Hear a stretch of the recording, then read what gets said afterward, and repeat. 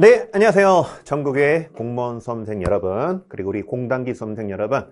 오늘 국가직 시험이 4월 5일 오늘 치러졌는데요. 그동안 열심히 공부하시고 준비하시느라고 고생 많으셨습니다.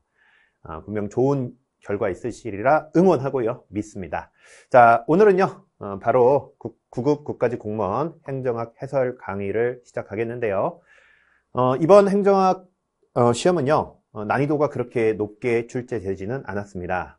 그래서 난이도는 한 중 정도. 이제 우리가 시험이 어렵다 쉽다의 구분점은요, 안 배운 게 많이 나왔냐, 아니면 배운 데에서 나왔냐, 이걸로 이제 구분을 짓게 되는 겁니다. 그런데 이번 시험 같은 경우는 거의 다 이제 배운 데에서, 그죠? 배운 데에서 또 뭐 내용을 아주 깊이 있게 되는 것도 아니고 배운 데에서 나왔기 때문에 난이도가 아주 높은 시험은 아니었고요. 난이도가 한 중 정도 되겠고요. 고득점은 90점 이상. 90점이면 잘 보신 건데 이제 90점 이상 정도 돼야 고득점이다. 이렇게 생각하시면 좋을 것 같습니다. 바로 해설 강의 시작하면서요. 내용 살펴보도록 하겠습니다. 자, 정부 실패의 원인에 대한 설명이고요. 자, 이렇게 비공식적 목표, 그러니까 조직의 목표가 아니라 나의 개인적 목표가 공식적 목표를 대체하는 현상.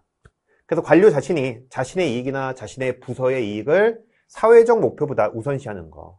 사회 전체의 목표보다는 조직 내부의 목표, 나의 목표를 우선시하는 거. 이런 걸 우리가 내부성이라고 하죠. 내부성. 그래서 제 책에 있는 페이지고요. 그래서 정부 실패의 원인은 크게 사파, 비권 이렇게 외웠어요. 사적 목표의 설정, 파생적 외부 효과, X 비효율성, 비용과 편익의 절연, 권력의 편제 등 있는데 그 중에 사적 목표의 설정을 다른 말로 내부성, 그렇죠?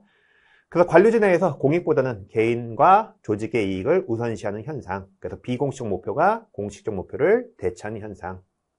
그래서 관료들이 자기 부서의 이익 혹은 자신의 사적 이익에 집착해서 공익을 훼손시키는 경우, 이런 것들을 내부성, 사적 목표의 설정이라 하죠. 답은 4번이고요. 쉽게 해결되는 문제입니다. 자, 2번 신행정론에 대한 얘기고요. 신행정론은 미국의 이제 60년대 굉장히 큰 사회 문제, 각종 시민권 운동, 빈곤 문제, 그 외에도 베트남 반전 시위, 흑인 폭동 등 각종 사회 문제가 터졌고요. 이때 행정이 이런 사회의 실질적 문제를 해결하지 못하고 있다는 비판에서 대두된 겁니다. 그래서 실제 1960년대 굉장히 큰 사회 문제가 있었고, 그런데 당시에 행정학의 주류였던 행태주의가 굉장히 무력했다는 거예요. 그래서 이제 좀 더 가치 판단을 통한 적실성 있는 정책으로 사회 문제를 해결해 나가자. 이걸 강조했던 게 신행정론이죠. 신행정론. 그래서 신행정론은 왜 나왔어요? 행태주의를 비판하면서 나온 겁니다. 그래서 행태주의의 한계로, 그죠? 가치 판단이 이제 필요하다. 이런 차원에서 등장한 게 신행정론이죠. 그래서 이렇게 행태주의의 논리실증주의와 행태주의를 계승한 게 아니라 비판한 거죠. 비판한 거죠. 그죠? 2번이 틀렸죠. 그래서 행정 능률 지상주의에서 탈피해서 적실성, 사회적 형평성 등 가치를 중요시했죠. 그래서 사회적 형평성, 현실적 합성, 적실성 이런 걸 강조했던 게 신행정론. 그래서 정치와 행정의 긴밀한 관계를 주장하는 점에서 정치행정 일원론적 관점이죠. 그죠? 신행정론은 정치행정 일원론적 관점이다. 자, 3번 정책 의제 설정 모형에 대한 얘기고요. 외부 주도형, 동원형, 내부 접근형, 공고화형 등이 있는데, 자, 외부 주도형은 사회 문제가 공중 의제를 거쳐 공식 의제로 전환된다고 보죠. 그래서 각종 사회 문제가 공중 의제에 대해서 정부 의제가 되는 거. 이게 외부 주도형이죠. 외부 주도형. 자, 2번 동원형은 정부가 먼저 공식 의제를 채택한 후 공중 의제를 시도한다. 그래서 먼저 정부 의제화 되고 나중에 공중 의제화 되는 거죠. 그렇죠? 그래서 동원형은 최고 통치자나 고위 정책 결정자가 먼저 주도 채택하고, 그죠? 정부 의제화되고 행정 피하를 통해 공중 의제화되는 거. 이게 동원형입니다. 그죠? 자, 3번 내부 접근형은 정부 내부자나 그들과 밀접한 관계가 있는 집단에 의해 의제가 설정된다. 정부 내부자는 정부 내부 관료고요. 그들과 밀접한 관계 있는 집단이 외부 집단이요. 내부 집단이나 외부 집단에 의제가 설정된다. 그래서 내부 접근형은 사회 문제가 정부 의제화되고 국민이 모르는 거예요. 자, 그 과정에서 내부 접근형은 자, 대통령 등에게 쉽게 접근할 수 있는 외부 집단, 그리고 관료 집단, 내부의 관료 집단, 외부 집단이 주도해서 의제하는 거. 이게 내부 접근형이죠. 자, 그래서 내부 접근형은 이렇게 정부 내부자, 그죠? 그들과 밀접한 관계에 있는 외부 집단에 의해 의제가 설정된다. 4번. 근데 공고화 모형은 대중의 지지가 낮은 게 아니라 높은 정책 문제에 대해서 시민사회가 주도적으로 문제를 해결을 시도하는 게 아니라 정부가. 자, 낮은 거 아니고요. 시민사회 아닙니다. 자, 보시면. 자, 공고형은 기본적으로 민간의 지지가 뭐요? 높은 사회 문제에 대해서. 누가? 정부나 정치인이 주도하는 겁니다. 그죠? 자, 그래서, 자, 이렇게 대중의 지지가 낮은 게 아니라 높은 문제에 대해서 정부나 정치인이 주도한다. 4번이 틀렸죠.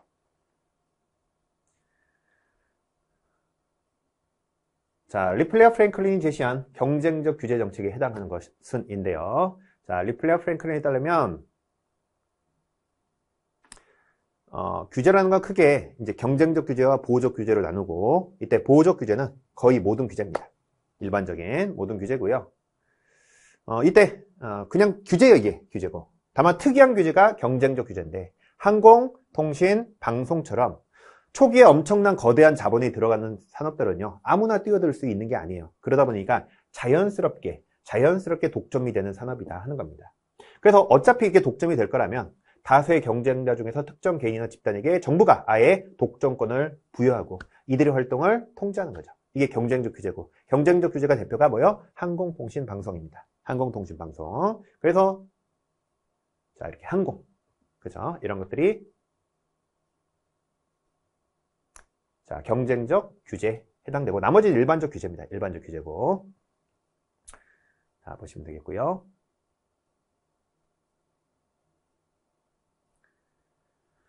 5번. 자, 정책평가 유형에 대한 설명이고요. 자, 총괄평가는 정책 집행이 완료된 후 정책의 효과성을, 효율성을 종합적으로 판단하는 평가이다. 뭐 총괄평가 얘기인데요. 그 전에 2번부터 보시면 일종의 예비평가로 공식 영향평가의 자, 실행 가능성과 유용성을 검토하기 위해서 실시된다. 이런 것들은 우리가 평가성 사정이라고 하죠. 본격적 평가를 하기 전에 그 평가가 필요한지 가능한지 필요한지를 평가하는 거예요. 그렇죠? 이걸 우리가 뭐라 한다? 평가성 사정. 그래서 일종의 예비평가로 공식 영향평가의 실행 가능성, 유용성 등을 검토하는 겁니다. 그렇죠? 그래서 평가를 위한 평가로 가능성, 소망성, 유용성 등을 평가한다. 자, 두 번째 과정평가 있고요. 그리고 총괄평가 있는데, 총괄평가는 정책 집행 후에 정책이 처음에 의도했던 효과를 가져왔는지, 효과 외에도 뭐 능률성 평가, 공평성 평가 다 가능합니다. 그렇죠? 그래서 1번에 자, 총괄평가는 집행이 완료된 후에 정책 효과성과 효율성, 능률성을 종합적으로 판단하는 평가이다. 3번 과정평가는 정책이 의도한 대로 집행되고 있는지, 그죠? 정책 집행 과정의 문제점을 파악하고, 뭐에? 정책 집행 과정의 문제점을 파악하고 이를 개선하는 데 초점을 맞춘다. 그래서 자, 과정평가는 자, 정책이 의도한 대로 집행되고 있는지, 그죠? 그리고 그 설계를 수정 보완하고 모니터링, 이게 모니터링, 의도한 대로 가는지 모니터링 하는 거죠. 그리고 인과관계 경로를 평가하는 거, 이런 것들. 그래서 우리가 과정평가는 정책이 의도한 대로 집행되고 있는지 모니터링 하는 거고, 정책 집행 과정의 문제점을, 뭐의 과정의 문제점을 파악하고 개선하는 데 초점을 맞춥니다. 그래서 문제점을 개선해서 뭐 하는 거예요? 수정 보완하는 겁니다. 수정 보완하는 거. 자, 그래서 집행 모니터링도 과정평가 중 하나는 일부인데, 프로그램 투입 활동을 측정하고 이를 사전에 결정되거나 기대하였던 기준값과 비교하여 프로그램이 설계된 대로, 명시된 대로 수행되고 있는지 보는 거, 그게 모니터링입니다. 그렇죠? 그래서 모니터링을 과정평가 안에 집어넣기도 하고요, 살짝 분리하기도 합니다. 근데 보통은 모니터링을 보통 과정평가의 일부라고 봐요. 자, 보시고. 그래서 과정평가는 정책이 집행되는 과정이 적절한지를 확인하고, 수단에서 최종 목표까지 연계되는 인과관계가 적절한지 등 집행 과정에서 발생하는 문제점을 해결하고 수정하고 보완하려는 데 목적이 있는 거죠. 자, 6번에 호그드와 피터스가 제시한 정책 변동 유형인데요. 자, 우리가 호그드와 피터스에 따르면 이걸 얘기하는 거예요. 혁신, 승계, 유지, 정결. 그렇죠? 이런 얘기들이고요. 동일한 문제와 관련된 영역에서 기존 정책 목표는 유지됩니다. 목표는 바뀐 게 아니에요. 하지만 이전의 프로그램과 조직이 새로운 것으로 완전히 대체되는 것. 그래서 정책 통합, 정책 분할 등이 있다. 이런 건 정책 승계 얘기인데요.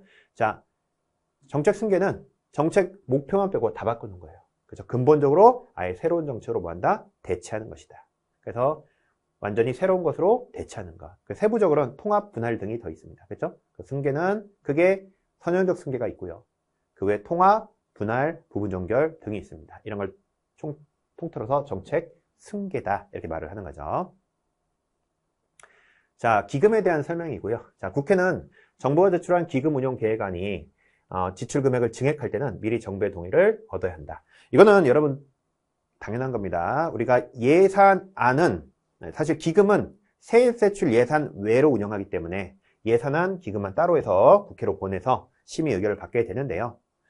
예산안도 마찬가지지만 기금안도 다 똑같은 거예요. 기금안도 항상 증액할 땐 정부가 동의가 필요한 거예요. 기금안도 마찬가지입니다. 그래서 증액할 땐 정부 동의 필요하고 삭감은 마음대로 한다. 항상 증액할 때는 정부의 동의가 필요하다. 그죠? 그래서 기금안도 당연히 증액할 때는 미리 정부의 동의가 필요한 겁니다.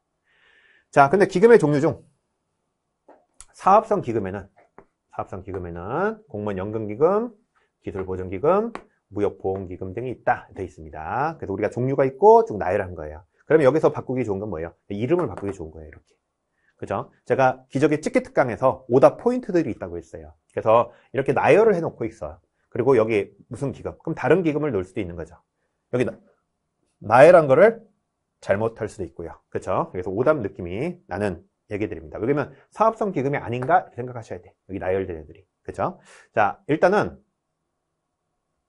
우리가 기금을 배울 때 이게 이제 국가직 대비 F1 모의고사에서 마지막 정리해 드릴 때 F1 모의고사에서 9회인가 10회에서 제가 마지막 정리해 드릴 때 아마 9회, 10회에서 한 것 같은데 금융성 기금은 기본적으로 특정 사업의 수반에 자 이렇게 보증이나 보험 등의 보조적 역할을 수행하는 기금들입니다. 그래서 각종 이 보증기금, 보증기금, 보험기금, 보증기금 이렇게 보증과 관련한 보험과 관련된 기금을 우리가 금융성 기금이라 해요. 금융성 기금. 자, 그래서 이렇게 보증기금, 보험기금은 사업성 기금이 아니라 금융성 기금이고, 자, 그 다음에 이 공무원 연금은요, 사회보장성 기금이에요. 사회보장성 기금. 그죠? 그래서 사업성 기금들이 아니죠. 그죠? 자, 3번. 기재부 장관은 회계연도마다 전체 기금의 3분의 1 이상의 기금에 대해서 자, 그 운용 실태를 조사 평가한다. 그래서 우리가 기금은 매년 3분의 1씩 평가한다고 했죠. 3분의 1씩 평가한다. 기금에 대한 평가 보시면 되겠고요. 자, 4번 기금관리 주체는 당연히 기금은 안정성, 유동성, 수익성, 공공성 다 고려해서 투명하고 효율적으로 운영한다. 이거 좋은 말이니까 당연한 얘기죠. 당연한 얘기죠. 그렇죠? 자, 보시고 하는데 여기서 뭔가 이름을 바꿨을 가능성이 있다. 그리고 나열되어 있으니까 뭔가 아닐 수도 있다. 이런 생각을 좀 하시면 좋겠습니다. 이런 것들 한번 생각해 보시고요. 7번에 2번. 제가 이제 그 시험 보신 분들 이렇게 쭉 저랑 공부하신 분들 쭉 보면 이렇게 시험지를 저한테 보내주셔서 제가 확인 좀 해보고 했는데 이게 헷갈려 하시긴 했는데 약간 세모 이렇게 하셨는데 보통 2번을 잘 택하셨어요. 보통은 잘 택하셨으니까 이렇게 뭐 보시면 되겠고, 그래서 제가 이제 그 답안 보내주신 걸 보면 이렇게 답을 잘 체크는 하나 약간은 명확하게 딱 2번이다 하기 좀 힘들었던, 그러나 답은 답을 맞았던 보기 같습니다. 그래서 7번에 2번 뭐 그렇게 왜 다른 보기들이 좀 쉬웠기 때문에 이렇게 생각하시면 되겠고요. 그래서 제가 F1 모의고사 할 때 이 금융성 기금에 대해서 마지막에 쭉 정리를 한번 해드렸거든요. 이것도 한번 보시면 되겠고, 자, 성과주 예산 제도에 대한 설명이고요. 성과주 예산은 자, 재량의 범위를 축소시켜 입법부의 통제가 상대적으로 용이하다 되어 있는데요. 자, 우리가 성과주 예산은 기본적으로 단위효과 곱하기 업무량을 통해서 예산액을 책정하는 예산이죠. 자, 이때 성과주 예산은 큰 특징 중에 하나가 자, 예산 집행에 신축성이 있다는 겁니다. 이걸 기억하시고, 그래서 입법부의 재정 통제가 곤란하다 이렇게 돼 있죠. 그죠? 자, 우리가 실제로 단위효과 곱하기 업무량을 해서 예산을 책정하게 되는데 이게 1km당 100만원, 10km 하니까 총 1000만원이 필요하다. 뭐 이런 얘기죠. 1회당 10만원, 2회 하니까 20만원. 1km당 20만원, 그러니까 100만원, 뭐 1120만원 필요하다. 뭐 이렇게 예산 편성하는 건데, 우리가 만일에 여행을 가면요, 미국 여행을 갈 건데 여러분 공무원 시험 합격하셔가지고 미국 여행을 갈 거예요. 이 박이 단위예요, 단위. 그러니까 1박당 얼마가 들 거냐. 그래서 1박당 식비, 숙박비, 차비를 다 더하니 1박당 100만 원이다. 그러면 1박에 100만 원이니까, 그죠? 10박이니까 얼마? 1000만 원 필요하다. 이렇게 예산을 책정해서 가는 게 성과주 예산입니다. 그죠? 그래서 이게 이제 단위 원가를 계산하는데 필요한 세부 원가들이죠. 그런데 내가 여행을 가다 보면 어느 날은 식비를 30이 아니라 40만 원 쓸 수 있는 거예요. 그러면 숙박비는 바꾸면 되는 거예요. 이 100만 원 내에서 1박당 100만 원을 맞추면 되는 거지, 이 안에서는 재량이 있는 겁니다. 그래서 그게 예산 집행의 신축성이에요. 그래서 우리가 자, 예를 들어 24년도 예산을 23년도에 편성하고 심의를 하는데, 자, 예산 집행 과정에서는 자, 1년 전에 편성한 대로 돈을 써야 돼요. 통제를 해야 되고요. 또 집행 과정에서는 그러나 1년 전에 예산을 편성했기 때문에 1년 후에는 적절한 신축성이 필요할 수 있습니다. 그렇죠? 자, 그래서 자, 이런 편성하는 과정 속에서 집행할 때 편성하고 이제 집행할 때, 자, 1박 안에서 이게 조정이 가능하다는 거예요. 그래서 예산 집행에 뭐가 있다? 신축성이 있다. 왜? 집행 과정에 뭐가 있다? 신축성이 있다는 겁니다. 그래서 뭐가 어렵다? 통제가 어렵다는 거예요. 그래서 입법부의 재정 통제가 곤란하다. 신축성이 있기 때문에. 그렇죠? 자, 그래서 재량 범위를 축소한 게 아니라 재량 범위가 있고요. 입법부의 통제가 상대적으로 곤란하다. 자, 기억 틀렸고요. 그래서 기억은 뭐 틀렸고, 그 다음에 니은 각 사안마다 가능한, 그러니까 기억 틀렸으면 1번, 2번 지워지고요. 디귿은 맞는 거죠. 그죠? 테네시겠고, 그 다음에 왜? 디귿 다 있으니까.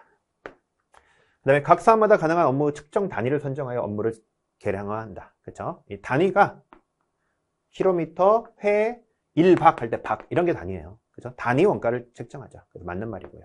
그러면 당연히 니은 맞으면 디귿이죠. 이렇게 니은 디귿 하시고요. 다만 이제 70년대 연방 정부 예산이 뭐냐 했을 때, 여러분 70년대 있었던 주요한 일들이 뭐냐면 오일 쇼크. 굉장히 이 사회가 전체적인 뭐가 있었어요? 불황. 이 불황에서 초점이 됐던 게 뭐예요? 감축. 그래서 이제 연기준 예산이 주로 이제 도입됐던 겁니다. 그렇죠? 그래서 이거 틀렸고요. 그래서 니은과 디귿인데, 일단은 기억과 니은은 다 아는 거고, 그렇죠? 기억만 정확히 알면 충분히 디귿, 뭐 이 테네시 계곡개발청 이 내용을 몰라도 충분히 답은 나오죠. 그렇죠? 리얼 이렇게 해서, 그래서 답은 3번. 뭐 다들 잘 맞추신 것 같아요. 자, 보시고 9번에 지방자치 이론에 대한 설명이고요. 자, 피터슨의 도시한계론은 엘리트론과 다원론의 정치적 자율주의 관점과 달리 시장경제 구조적 요인을 강조한 겁니다. 그래서 우리가 자, 피터슨의 도시한계론이 있고요. 이것도 제 책에 있는 내용인데요. 자, 페이지를 안 적어놨네. 자, 피터슨의 저서에서 시티 리미츠가 있어요. 도시한계론에 따르면, 자, 지방정부는 정책 선택에 있어서 중앙정부와 달리 경제적 한계 요인을 갖고 있다는 겁니다. 자, 예를 들어 지방에서 자꾸 복지 정책을 펴서, 그렇죠? 지역에서. 그럼 복지 정책을 하면 뭐요? 부자들한테 세금 많이 걷어서 가난한 사람 나눠주는 거란 말이에요. 그러면 부자들은 여기 살기 싫다는 거예요. 세금 많이 걷히니까. 그러니까 다 떠난다는 얘기입니다.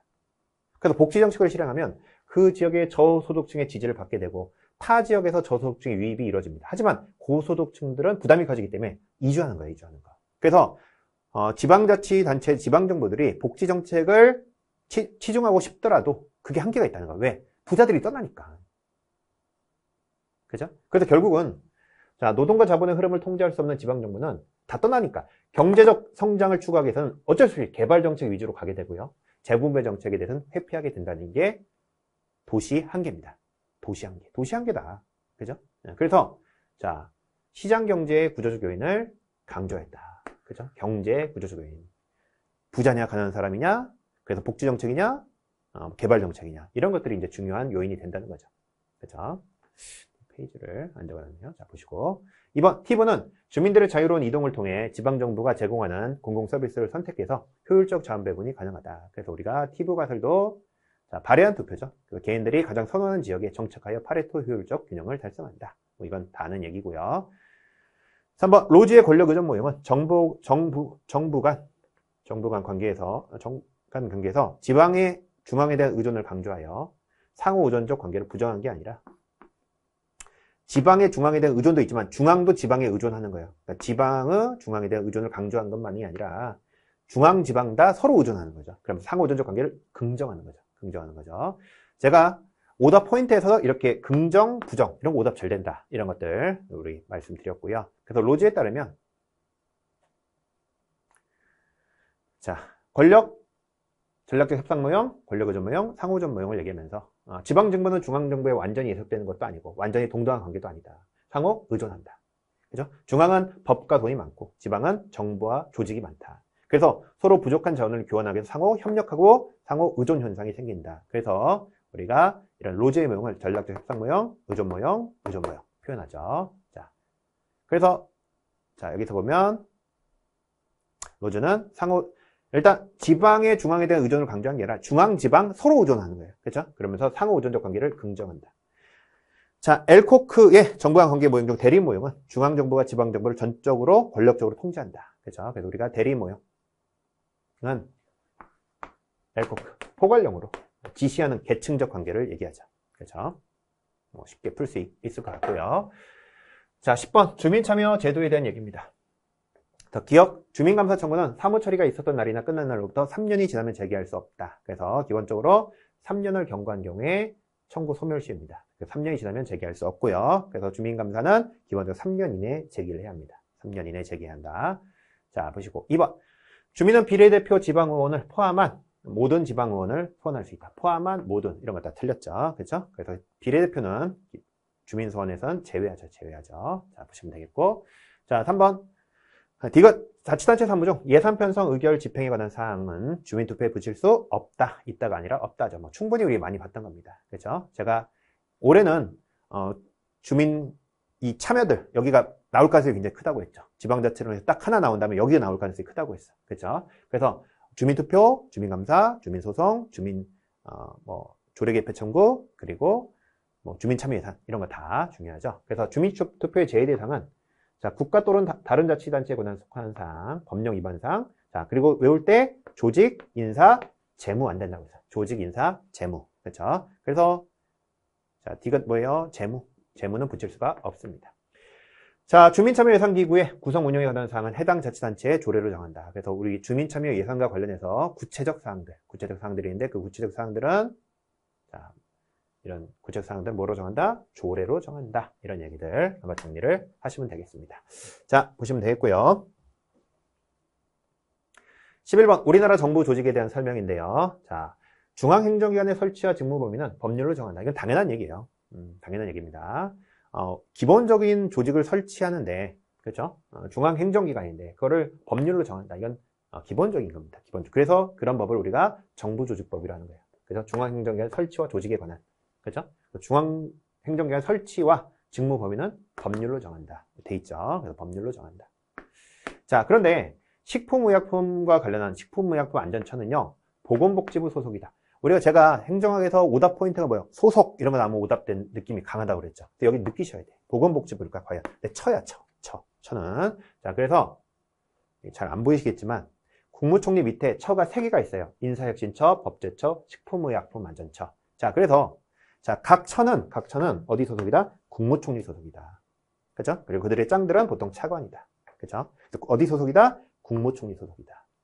그래서 각 처는, 그래서 우리 식품의약품안전처는 국무총리 소속이죠. 그죠? 2번 틀렸고. 3번. 자, 국무총리가 특별히 위임하는 사무를 수행하기 위해서 부총리가 2명 있습니다. 우리 경제부총리, 사회부총리. 그래서 경제부총리는 기재부 장관, 사회부총리는 교육부 장관. 여기 2명 있습니다. 이건 한번 보시고. 그죠? 자, 특허청은 중앙책임운영기관의 유형에 속하죠. 그죠? 특허청은 중앙책임운영기관이죠. 그래서 일단 처의 짱들은 처는 다 어디다? 국무총리 소속이다. 이런 것들 다 정리해서 배웠고요. 답은 2번입니다. 그래서 여기 각 처는 국무총리 소속이다. 이걸 기억하시면 되겠죠. 자, 12번 관료제 비판에 대한 얘기인데요. 각 계층에서 유능한 자가 승진하고 나면 결국 무능한 자만 남게 돼요. 관료제 대다수 계층이 무능력자로 채워진다. 이 무능력의 승진, 피터의 원리죠. 피터의 원리는 자, 무능력자의 승진, 이걸 얘기하는 거죠. 이건 피터의 원리입니다. 피터의 원리. 자, 결국 무능한 사람들이 무능한 사람들이 남게 되더라. 이 무능력자의 승진은 피터의 원리. 자, 물라우 스콧의 조직 유형이고, 자, 물라우 스콧 등 이런 조직 유형이 시험에 나올 것 같다는 얘기도 제가 우리 수업 시간에 계속 말씀드렸습니다. 그쵸? 우리 기사, 매수내, 그쵸? 기능 구조부터 네트워크 구조까지 민츠버그 모형도 나올 가능성이 굉장히 컸고, 그죠? 근데 그 외에도 물라우 스콧, 여러 가지 뭐 파슨스 등 여러 가지 이런 새로운 이런 유형들이 나올 가능성이 크다. 이렇게 말씀드렸습니다. 자, 그런데 물라우 스콧의 조직 유형은요. 자, 크게 네 가지, 그러니까 수혜자를 기준으로 네 가지 호기봉공이라고 했어요. 호기봉공. 그렇죠? 호기봉공인데, 이 호혜 조직들은 멤버십, 아무나 들어가는 게 아니라 멤버십 있는 사람이 들어가는 것. 그러니까 정당원, 노조원, 멤버가 돼야 들어갈 수 있습니다. 그렇죠? 그래서 실제로 이런 호혜 조직은 누가 수혜자입니까? 구성원, 멤버들. 그래서 우리가 호혜 조직은 고객이 수혜자가 아니라 구성원들. 고객이 수혜자인 건 일반적인 봉사조직. 그죠? 제가 이렇게 말하면 안 되지만 병원과 학교에는 꼬봉이 있다. 이렇게 돼서 꼬봉이 있다. 그죠? 꼬봉. 고객은 봉사조직입니다. 자, 근데 그 봉사조직을 영어다 보니까 서비스 조직이 이렇게 나온 거죠. 서비스가 한국말로 봉사니까. 그죠? 대표적으로 법률상담소, 학교, 사회사업기관. 그죠? 그래서 이렇게 사회사업기관, 학교, 병원 이런 것들 봉사조직입니다. 또 이 사업조직은 기업조직이에요. 기업조직. 그쵸? 영어다 보니까 번역할 때 이걸 기업, 사업을 한 거죠. 수혜자는 소유자고요. 소유자고. 그러면서 자, 소유자나 관리자가 주요 수익자가 되는 거죠. 소유자, 관리자. 자, 보시고요. 자, 공익조직은 일반 행정기관, 경찰서, 소방서. 그래서 공익조직은 행정기관, 경찰서, 소방서가 있죠. 그래서 답은 1번 이렇게 볼 수 있겠습니다. 자, 보시고요. 문제 14번 공무원의 인사이동 방식에 대한 얘기고요.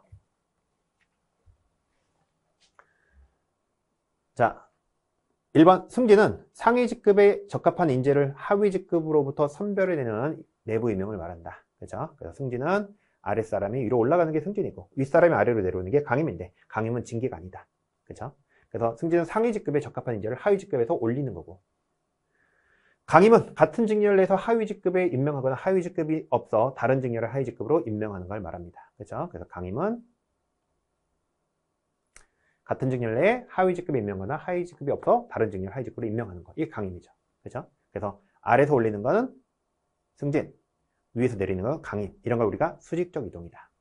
그런데 우리가 이제 수평적 이동이 있죠. 수평적 이동. 배치 전환. 그래서 이 전보, 전직, 전입 등이 있는데 자, 전보는 우리가 직렬도 같고 계급을 같은 걸 우리가 이걸 직급이라고 했어요. 제가 말할 때 모아서 이렇게 말해줘요. 다 모아서. 그렇죠? 직렬도 같고 계급도 같게 모아놓은 거. 이걸 우리가 직급이라. 같은 직급 내에서 계급 이동 없이 바꾸는 걸 전보. 그리고 아예 직렬을 바꾸면 전직. 그렇죠? 그래서 4번에 전직은 자, 같은 직급 내에서 보직 변경.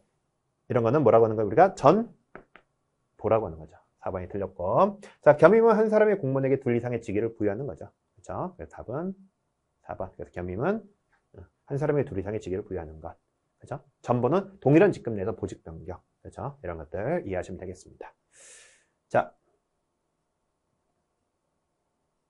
15번.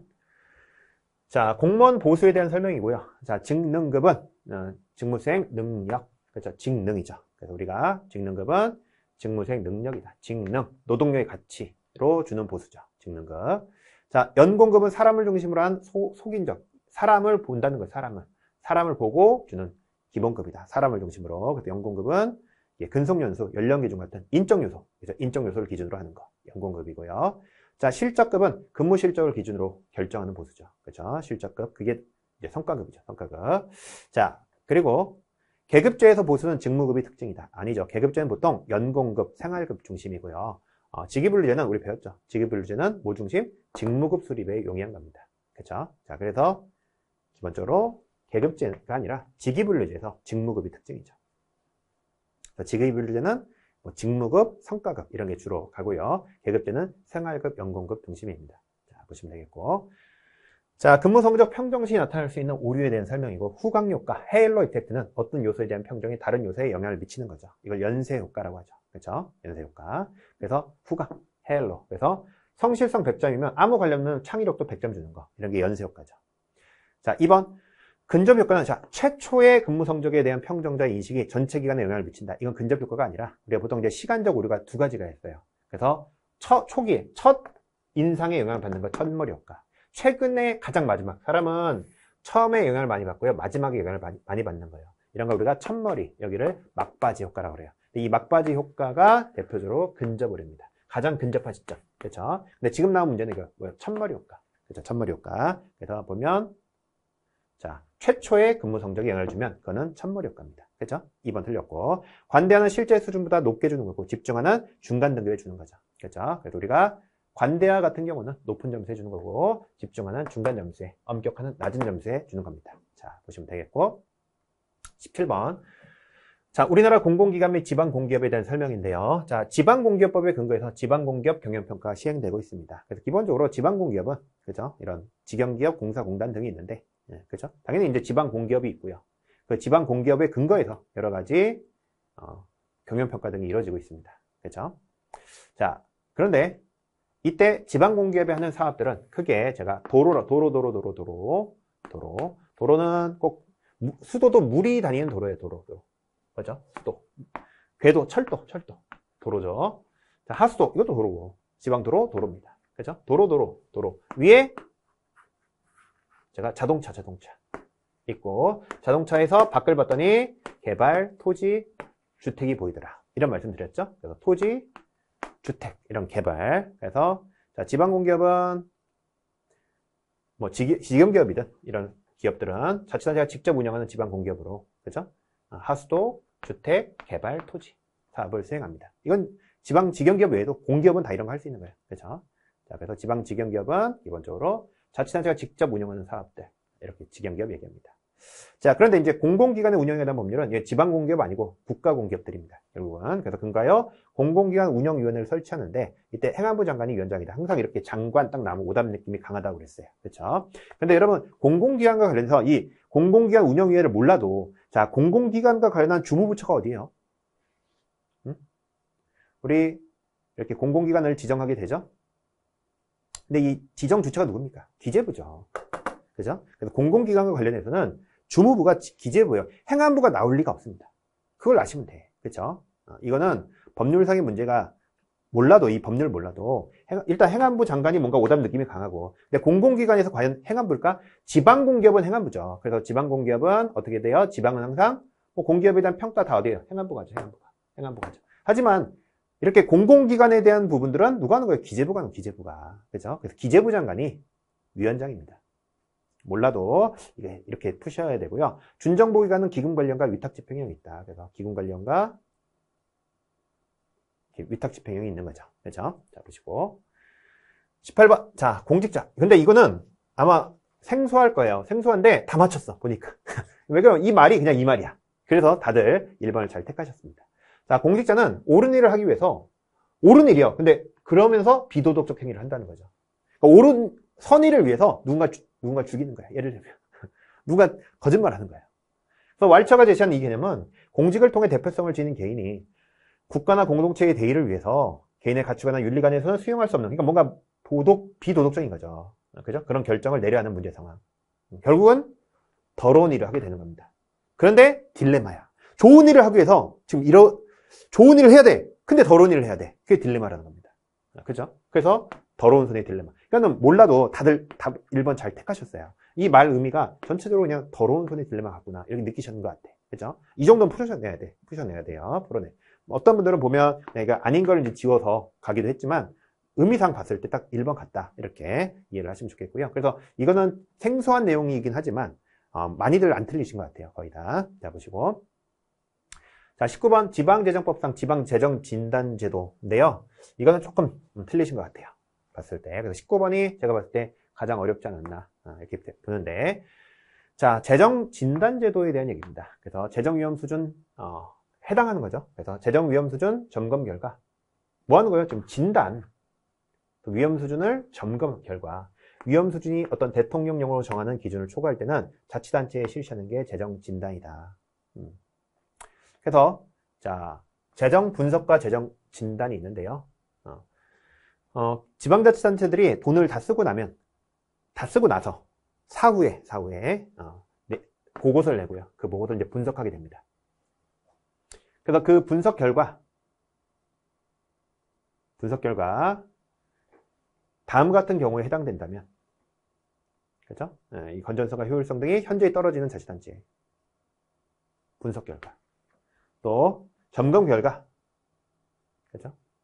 재정 위험 수준이 대통령령을 정하는 기준을 초과하는 자치단체의 경우는, 그죠? 뭘 할 수 있어요? 재정 진단을 실시할 수 있습니다.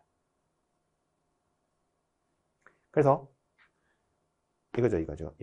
그래서 자, 재정 위험 수준 점검 결과 위험 수준이 대통령령으로 정하는 기준을 초과한다면 자치단체에 실시하는 거, 그게 재정 진단입니다. 대규모의 재정적 부담을 수반하는 사업의 유치를 신청할 때 미리 사전적으로 하는 거, 그죠? 여기 사전적으로 하는 거를 우리가 자, 투자 심사, 그죠? 그래서 이런 것들을 우리가 수반 사업의 유치를 신청할 때, 그죠? 미리 밑을 평가하는 거. 또 계획성 있게 운영하기 위해 매년 중기 지방 재정 계획을 수립한다. 그래서 투자 심사, 그리고 중기 지방 재정 계획의 수립, 이런 것들이 있는 거죠. 재정관리위원회가 있는데 행안부 소속으로 두고 있고요. 그리고 4번, 소속 공무원의 인건비를 30일 이상 지급하지 못할 때 재정위기 상황을 극복하기 어렵다고 판단되는 경우 실시하는 건 재정진단이 아니라 그건 긴급재정관리단체의 지정입니다. 긴급재정관리단체의 지정. 그죠? 그 재정진단 후에 위기로 판단됐는데 3년간 개선이 안 되거나 인건비 30일간 못 주거나 상환 60일간 못하면 긴급재정관리단체로 지정하는 겁니다. 그죠? 그 전에 하는 게 이제 재정진단이에요. 재정진단. 그래서 진단을 내리고 진단 결과 위험이나, 그죠? 뭐 여러 가지 위험이 있다 이렇게 판단되거나 뭐 이럴 때 진단을 내리는 거죠. 답은 1번이고 조금 이게 법령 문제고 법령 문제를 구체적으로 내면 어려운 거예요. 그렇죠? 어렵죠. 그래서 일단은 1번이고 아마 4번하고 좀 헷갈린 것 같아요. 다들 1번하고 4번 중에서 자 보시면 되겠고요.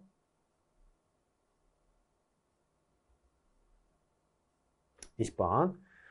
자, 공직부패 유형과 사례인데요. 자, 제도화된 부패 딱 나오면 급행료 커미션이죠. 그쵸? 우리가 제도화된 부패 하면 뭐다? 급행료 커미션. 그쵸? 제도화된 부패. 자, 금융위기가 심각함에도 불구하고 경제안정이라는 공익을 위해 거짓말했다. 이런 것들은 회색 부패가 아니라 그런 걸 우리가 백색 부패라 하죠. 그죠? 금융위기 문제없다. 그래서 백색 부패. 그쵸? 회색 부패 아니죠? 자, 그리고 3번. 자, 회계 담당 공무원이 몰래 공급횡령 하는 거. 이건 거래형 부패가 아니라 이런 걸 우리가 비거래형 부패. 그래서 공급횡령, 회계부정, 개인적인 편취. 뇌물수수가 이제 거래형 부패죠. 거래형 부패. 자, 보시면 되겠고. 자, 4번. 조직부패. 공무원 뒤는 담당 직무를 수행하면서 개인적으로 금품 수수하는 건 조직부패가 아니라 그런 건 개인적 부패죠. 조직적으로 진행되는 부패가 조직부패고. 그렇죠? 답은 자, 1번. 이렇게 보시면 되겠습니다. 그래서 시험을 봤을 때 물론 개인적으로 뭐 어려운 문제들도 있었겠죠. 그런데 일단은 19번, 제가 봤을 때 19번이 좀 틀렸을 것 같고요. 그 외에는 이제 뭐 공부한 내용에 따라서 뭐 한두 개 정도도 틀릴 수 있겠습니다. 그래서 기본적으로 제가 봤을 때 이제 90점 정도가 고득점이라고 생각되고요. 85점도 뭐 무난하게 본 것 같습니다. 근데 이제 90점 이상이 되면 좀 안정적으로 좀 고득점이다 생각하시면 좋겠습니다. 그렇죠? 그래서 시험 자체가 안 배운 게 나온 건 아니에요. 다 배운 데에서 나왔고 배운 걸 바탕으로 나왔기 때문에 그 시험의 난이도가 높다고 할 수는 없죠. 기본적으로는 한 중 정도 되는 난이도였고요. 그렇게 한번 보시면 되겠습니다. 그리고 제가 간략하게 제 강의를 좀 간략하게 가볍게 설명드리면요. 제가 153 모의고사 할 때 제 강의에 독진모 강의가 있고요. 그 다음에 153 모의고사에서 제가 국가직 대비로 양을 줄여드렸어요. 회독을 위해서. 그러니까 양이 엄청나잖아요, 여러분들. 그 엄청난 양에서 보지 않아도 될 것들을 다 줄여드렸습니다. 그리고 그 보지 않아야 될 내용에서는 안 나왔어. 제가 다 빼드린 데에서는 안 나왔어.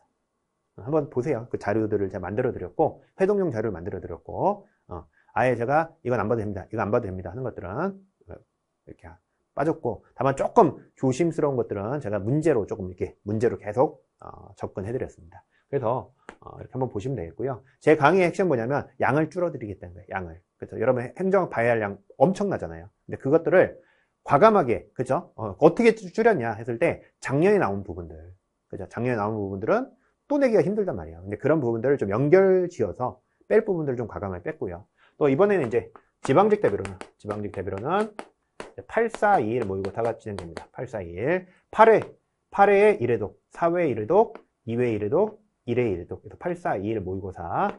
그래서 한 단원별 모의고사인데 그 안에서 회독을 한 번, 두 번, 세 번, 네 번 할 수 있도록 하고요. 이 과정에서도 지방직에서만 좀 더 봐야 할 부분들을 제가 압축 좀 해드릴 예정입니다. 그래서 이 부분도 한번 보시면 되겠고, 그래서 한번 참고를 해보시면 좋겠습니다. 자, 오늘 여기까지 우리 해설 강의 마무리 하도록 하겠고요. 공부하시느라 너무 고생 많으셨어요. 오늘만큼은 푹 쉬세요. 네, 그죠? 오늘만큼 푹 쉬시고요. 그리고 잘 보신 분도 있고 또 기대에 못 미치는 분도 계시는데 다시 우리는 일어서서 또 지방직도 남아있으니까요. 열심히 달려가시면 좋겠습니다. 제가 그 당근쌤 윤세훈이라는 유튜브를 하고 있어요. 당근쌤 윤세훈이라는 유튜브 하는데 거기에 작년에 올린 거겠지만 지방직 대비 공부법도 올려놨어요. 지방직 대비 공부법. 그래서 이번에 지방직을 좀 더 중심적으로 또 공부하실 분들은 한번 영상 한번 확인해 보시면 좋겠습니다. 자, 여기까지 하도록 하겠고요. 또 다음 시간에 또 좋은 강의로 찾아뵙도록 하겠습니다. 네, 감사합니다.